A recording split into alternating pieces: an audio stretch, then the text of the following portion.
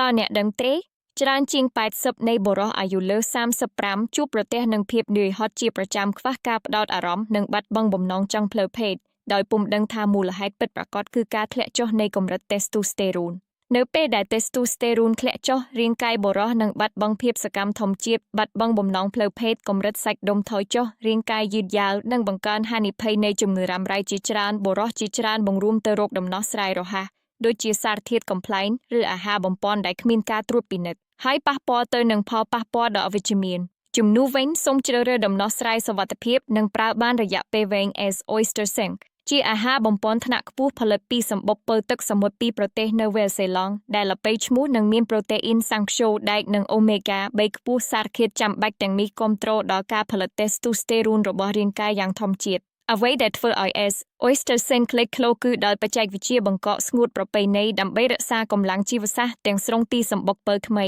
បង្កើតអំណាចខ្ពស់ជាងផលិតផលធម្មតាចំនួន4ដងវាមានអត្ថប្រយោជន៍ស្រូបយកលឿននិងមានប្រសិទ្ធភាពច្បាស់លាស់ជាងមុនប្រើតែមួយគ្រាប់ក្នុងមួយថ្ងៃបុរសភាគច្រើនអាចសង្កេតឃើញភាពផ្លាស់ប្ដូរភ្លាមក្នុងរយៈពេល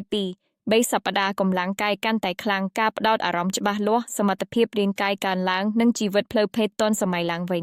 កុំឲ្យតេស្ទូស្តេរ៉ូនទាបបំផ្លាញទាំងសុខភាពនិងទំនុកចិត្តរបស់អ្នកដោយស្ងៀមស្ងាត់បញ្ជាទិញ S Oyster Sink ថ្ងៃនេះឬតុបលេខទូរស័ព្ទខាងក្រោមដើម្បីទទួលការពិគ្រោះឥតគិតថ្លៃពីអ្នកជំនាញសុខភាពរបស់យើង